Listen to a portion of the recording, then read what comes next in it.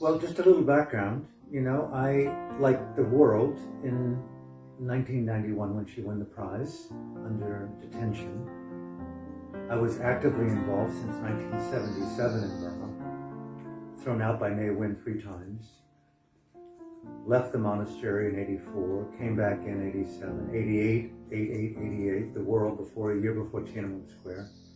And then Daw Suu comes back to Burma to be with her dying mother. No one knew of her. And then she wins the Nobel Peace Prize. Who is this woman? 95. She's released from 6 years of detention. I get a call from a French publisher. You've been to Burma. Can you meet with Daw Suu? I said, well, I don't know. I've written books and films. I went in underground through my friend U Tin U, the former general under Ne Win. He introduced me. I met her for the first time in her house, 54 University Avenue, in late 1995. And like the rest of the world, we were radically impressed with what we knew about her. Standing down soldiers, winning the prize as a non-violent, feminine-inspired Gandhi, a Buddhist, a multi-faith, gorgeous, Oxford-educated, aristocratic family, General Aung San. She had everything. Mm-hmm. So we met, and I presented a book to her, and she said, fine, we'll do anything that you want to support my people. That was one of the number one characteristics that I remember from Daw Suu, is she is not about her. She is about the people. And no matter what you may find critical of her, it is so complex to navigate 135 ethnicities in your country, 100 different dialects and languages, convulsing from years. War, the British occupation, white imperialism, no one ever talks about it. General Aung San, a young terrorist, throwing grenades to get rid of this, evil UK white supremacist, occupier, and then 75 years of dictatorship. Daw Suu tried everything that I could see, and I asked all the questions. I met her colleagues, her friends, I knew her husband, her children. I'm looking carefully for angles. I find her personally, in my humble opinion, remarkable. Why? Number one, she is my ideal politician. Not only as a woman, but as a compassionate person. Point two, caring about the people. Ma Suu, the great mother. Why is she a great mother? Because I care about the people, like a good mother. Two, where do you in the world see a leader, much less a spiritual person, dedicated to nonviolence? And mind you, she graduated from revolutionary to elected leader. That meant inheriting the Dhammaja. Never had a thing to do with them, except her father started that institution. And for 75 years, ever since Ne Win did his coup in 62, that military went from a dignified sort of U Thant murders in 76, the coup in 62, disposed of U Nu. Slowly, they became corrupted through indoctrination. Point three,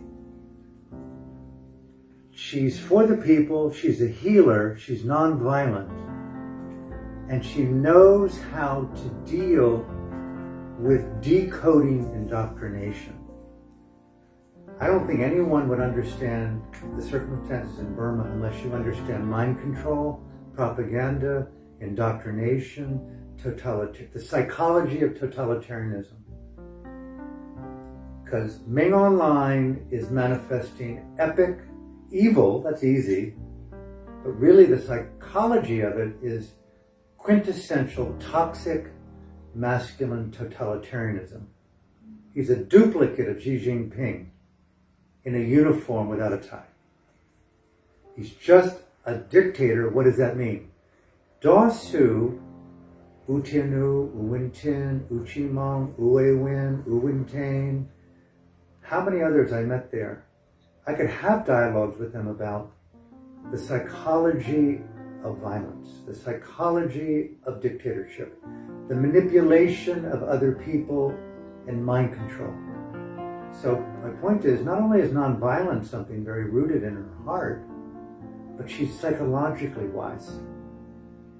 How can you deal with someone like, say, the Tamada, the Ming Online, what I call the acronym MASAC, the greatest evil organization on the planet today, without understanding the psychology of why they do what they do?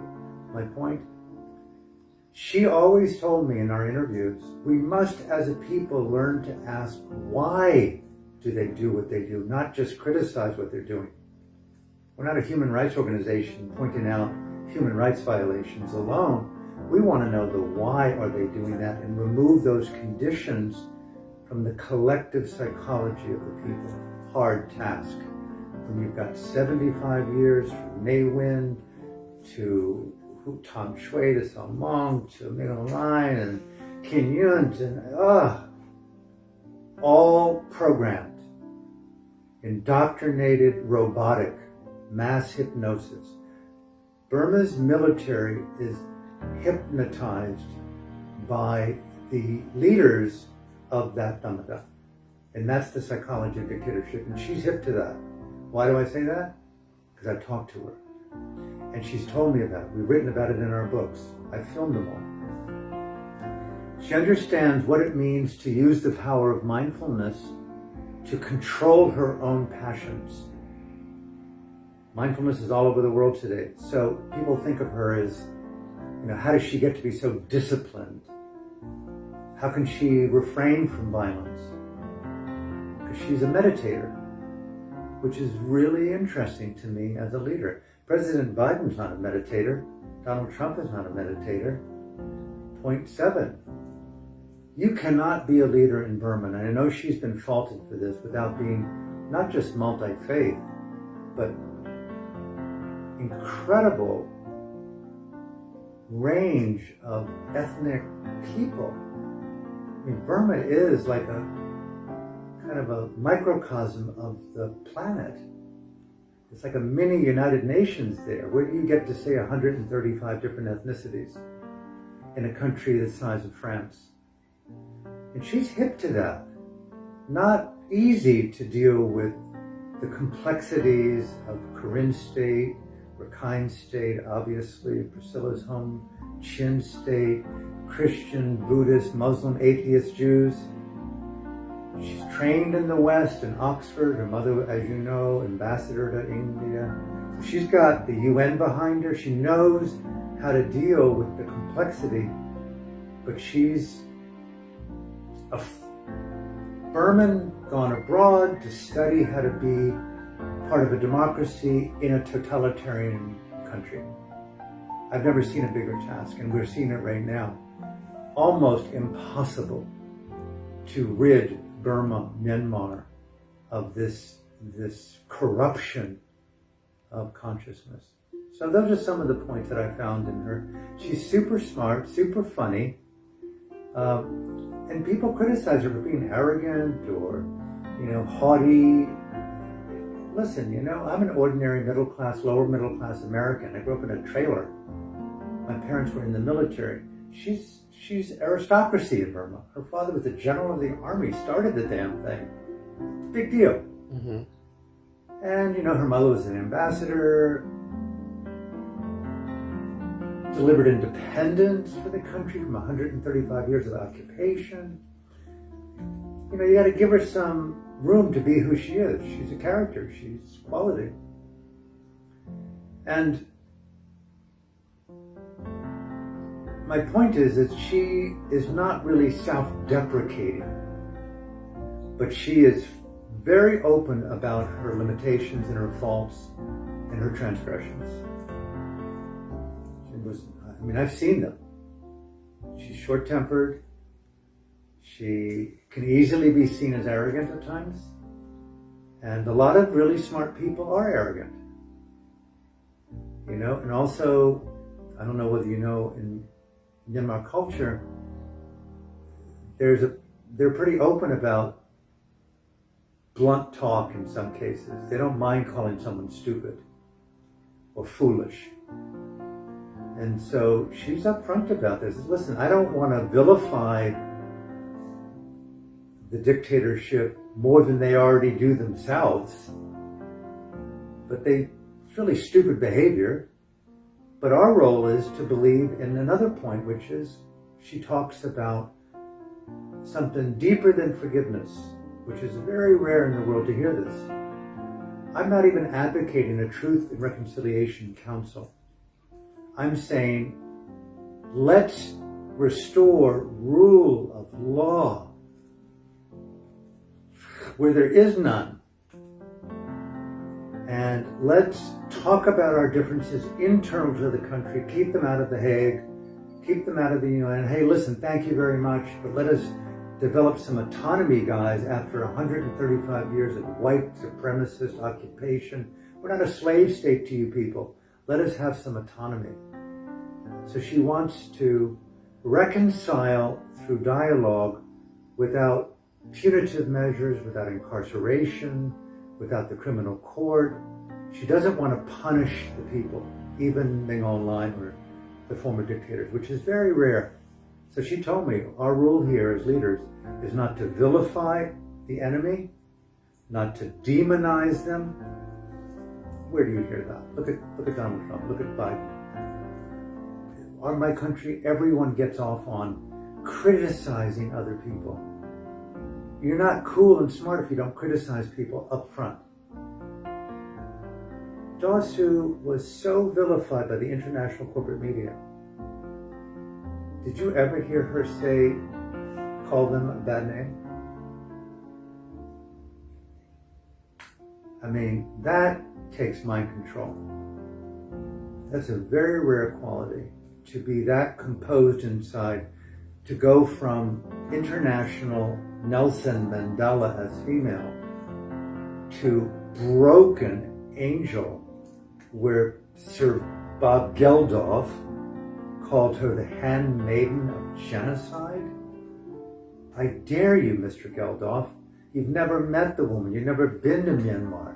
What do you know other than what you read in the BBC or CNN? So to study Daw Suu, you must really look carefully at corporate media manipulation and propaganda.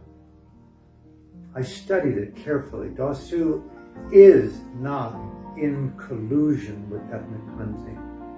You study what she did in The Hague, word by word, and she just challenged the label of genocide. Let us take care of this in the country, and if there are crimes or crimes against humanity, we'll deal with it internally. She didn't throw the Rohingya under the bus. Another point that people overlook, I can go on like this, but my country it's beautiful, it's profound, it's creative, unbelievable music, great theater, but in many other ways, excuse the language, it sucks. We're liars, we're thieves, we're pathological deceivers, we're pillagers. Unlike in Myanmar, where they take their violence like this, inverted. America, what do? We go like, hello, Iraq, hello, Afghanistan, hello, Yemen, through Saudi Arabia, bomb, bomb, bomb, bomb, stock prices go up, up, up, up. And America's looking like some great place of democracy, when in fact, it's quite genocidal. And frankly, and I'll stop here, if we had some people from Iraq, Afghanistan, Syria, Libya, Yemen, Central America, some of the places in Africa in the room right now, do you know that I have no arms and limbs based on American weapons? 1 million civilians, or how many were murdered and killed and bombed in Iraq for a lie? A total lie. We knew it was a lie. President Biden has a video that's gone viral, standing in front of the Senate, passionately pleading attack. And he knew at that time there were no weapons of mass destruction. A Ming Online lie by our president. That's a crime against humanity. Afghanistan, an absolute failed, not a war, a failed invasion. A decimated country based on what? So the forever war consciousness of it. My point is, Dasu represents nonviolence, a measured, disciplined, dignified military that's hard to reel in because they've been trained to be servants of dictatorship. I dare even use this word, and I say it respectfully. They're willing to kill their own people. They're imprisoning doctors who gave birth to their wives' children. That's evil. That's pure sociopathic indoctrination.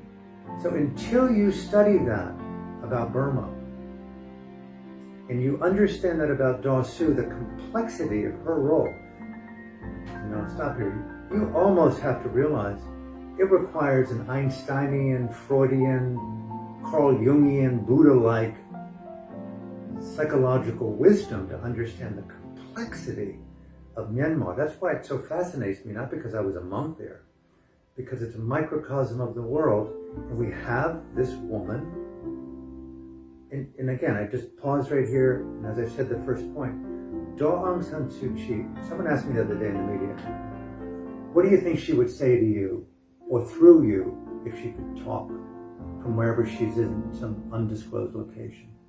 Let the world know that my well-being isn't important. It is the people that the NLD, that I and the civilian government represent. Support the people, United Nations, EU, G7, America, Canada, Australia. And I think those are some of the basic qualities in a kind of just open sharing with you. They're not partial, they're not fabricated. I think they're very real qualities, and I can say it from my humble opinion. I think I've spent more time with her as a Westerner than any Westerner in the world. It's all out front in books that we've done in films.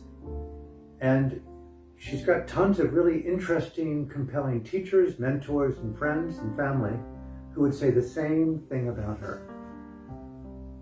And the last point, we share the same Buddhist teacher, the late Venerable Sayadaw U Pandita. And so I have through him, he and I were tight, father, son, brother, mentor, so many roles. And people don't know who was Nelson Mandela's spiritual guide. No one knows Gandhi's spiritual teacher. No one knows Martin Luther King. Did he have a spiritual teacher? Well, Daw Aung San Suu Kyi had a spiritual teacher. His name was the late Venerable Sayadaw U Pandita. I happen to have known him for 43 years. I brought him to America, to Australia, and I've been together with he and Dasu. I know. He is ardent in his ethical intelligence, his spiritual intelligence. Dasu is a meditator, and she's rooted in classical Dana Sila Bhavana, generosity, Sila, mind development. And how I know that? We share the same teacher for the last 35 years. So those are some of the qualities that I really, really admire about her, and again, not about her alone. I was blessed for her to give me an open invitation to 54 University Avenue anytime I wanted. I hung out with her sons, her family, her husband, but her colleagues is my point. They are so rad, so cool, so interesting, so funny, so measured, so resilient. Uchi Mum, for example, her mentor who passed away. Dasu came to him just around the time her mother was in a fatal collapse, the final month. And I'm thinking, Uncle, he said to me, of entering politics here in this country. What should I expect if I do that? And he told me, it's in our books and on film, he said, Sue, you have to expect one thing. If you get involved in politics, you have to be prepared to go to prison. And here she is. And I dare say this. I pray not it's true, but likely she will die in prison. So pray your film, your lives, your friendships, the world wakes up This woman represents the people. She represents democracy. Ma Su in Burma represents universal human rights. I have not seen anything in modern times quite like the expression of what I'm saying about her, and I say it with all due humility, but I could talk for another couple of days about this, but I'll stop right now. Those are some of the points that I see about her.